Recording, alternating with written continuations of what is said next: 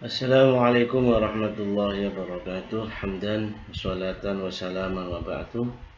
Alhamdulillah, pada siang hari ini kita bisa melakukan tugas yang diampu oleh Bapak Fikri Farihin MPD. Untuk itu kami akan sampaikan tugas pada siang hari ini, yaitu dengan tema perencanaan pendidikan.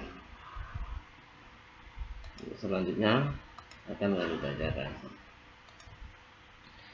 Perencanaan pendidikan, yaitu pengertian perencanaan. Perencanaan adalah suatu kegiatan untuk menetapkan aktivitas yang berhubungan dengan jawaban pertanyaan, semisal 5W tambah 1H, yaitu apa atau what yang akan dilakukan, mengapa why hal tersebut dilakukan, siapa who yang melakukannya, di mana where melakukannya, kapan when dilakukan, dan bagaimana how melakukannya. Pertanyaan-pertanyaan tersebut berkaitan dengan tujuan-tujuan yang akan dirumuskan, teknik dan metode yang dipergunakan, dan sumber yang diperdayakan untuk mencapai tujuan tersebut. B. Tujuan perencanaan. Depdiknas tahun 2006 menjelaskan bahwa perencanaan pendidikan di lingkup sekolah bertujuan untuk 1. Menjamin agar perubahan atau tujuan pendidikan yang telah ditetapkan dapat dicapai dengan tingkat kepastian yang tinggi dan risiko yang kecil. 2. Mendukung koordinasi antar pelaku sekolah.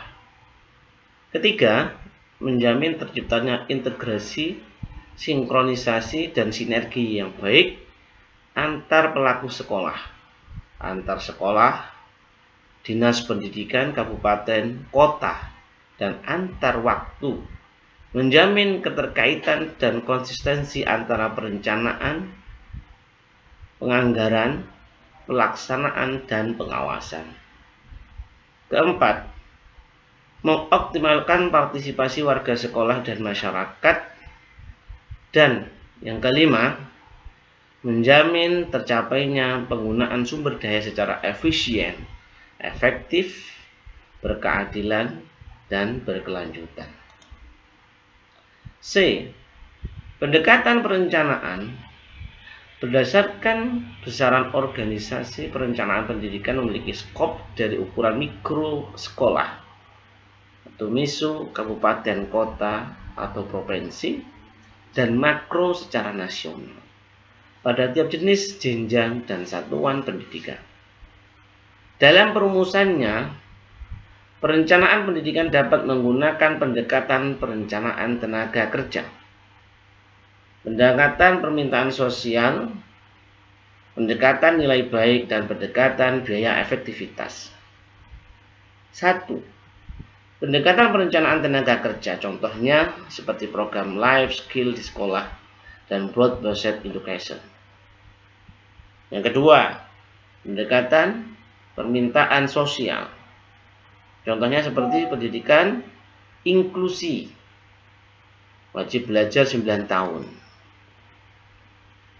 3. Pendekatan nilai baik, contohnya PSG, pendidikan sistem ganda, program MBS, dana lainnya. 4. Pendekatan sistem, contoh perencanaan sekolah efektif, program peningkatan mutu pada setiap jenis dan jenjang pendidikan.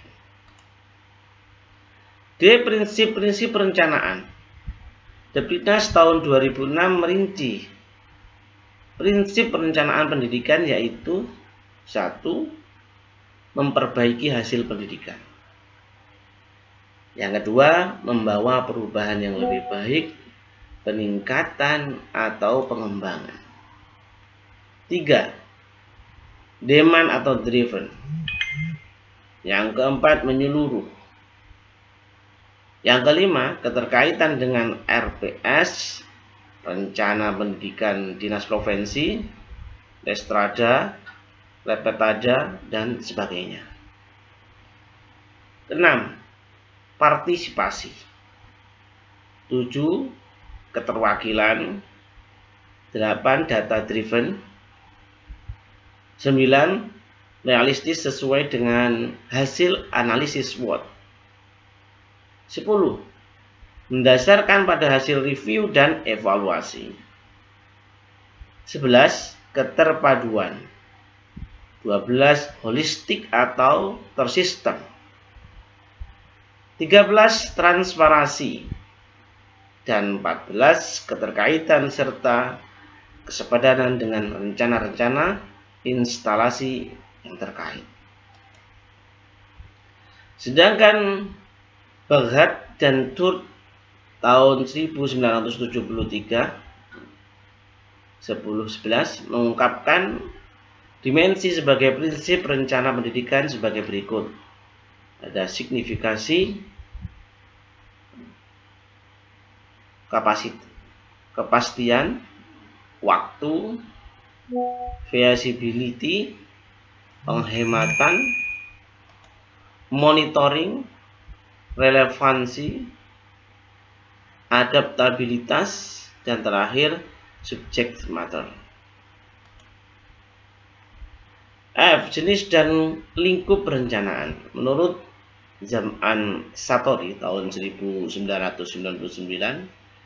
jenis perencanaan terdiri atas satu perencanaan dimulai pada tingkat organisasi yang paling atas ke bawah, top-down planning.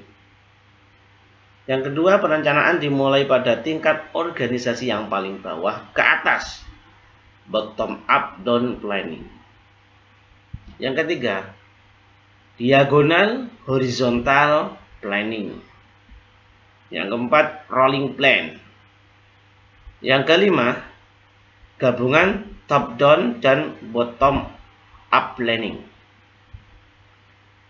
6. Perencanaan strategis. 7. Perencanaan operasional. F. Tahapan perencanaan. Tahapan yang dikembangkan Baghat dan Turk tahun 1973 adalah: 1. Menentukan masalah perencanaan pendidikan, mencakup 1. Gambaran ruang lingkup permasalahan. 2. Mempelajari apa yang terjadi. 3. Menetapkan apa yang ada dan seharusnya ada, atau kenyataan dan harapan. 4. Sumber-sumber dan keterbatasannya. 5. Mengembangkan bagian-bagian perencanaan prioritasnya. 2. Analisis masalah perencanaan mencakup 1. Mengkaji permasalahan dan submasalah. 2. Pengumpulan dan tabulasi data. 3. Meramalkan dan memproyeksikan.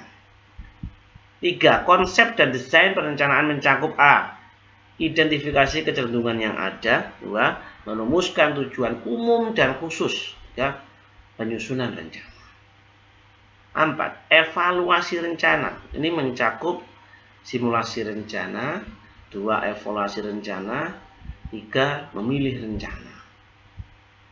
Keempat, spesifikasi atau merumuskan rencana. Ini mencakup 1. Merumuskan masalah. 2. Menyusun hasil rumusan dalam bentuk final plan, draft, atau rencana akhir. 6. Implementasi rencana. Ini mencakup 1. Persiapan rencana operasional. 2. Persetujuan dan pengesahan rencana. 3. Mengatur aparat organisasi. 7. Balikan pelaksanaan rencana mencakup 1. Monitoring rencana. 7. Evaluasi pelaksanaan rencana. 3. Mengadakan penyesuaian, perubahan atau merancang yang perlu dirancang lagi. Bagaimana perancangannya dan oleh siapa. Sedangkan tahapan perencanaan yang disusun tim peningkatan mutu SMP Depdiknas tahun 2006 adalah sebagai berikut. 1. Melakukan analisis lingkungan strategis. 2. Melakukan analisis situasi untuk mengetahui status situasi pendidikan saat ini. 3. memformulasi pendidikan yang diharapkan di masa mendatang. 4. Mencari kesenjangan antara butir 2 dan butir 3. 5. Berdasarkan hasil butir 4 disusulkan rencana strategis dan rencana operasional. 6. Melaksanakan rencana pengembangan pendidikan kabupaten atau kota. 7. Melakukan pemantauan terhadap pelaksanaan rencana dan melakukan evaluasi terhadap hasil rencana pendidikan.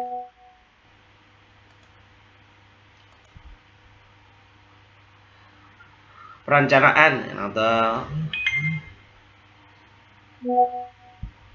strategik, visi, misi, nilai, analisis internal, analisis eksternal. Kemudian asumsi strategik, terus lanjutannya adalah strategik, analisis choice, faktor kunci keberhasilan, yang terciptalah sebuah tujuan. Setelah tujuan, kita ambil kebijakan, program kegiatan, kinerja, manajemen, dan akhirnya stabilitas, community, dan implementasi plan atau monitoring implementasi policy mapping. Terima kasih atas perhatiannya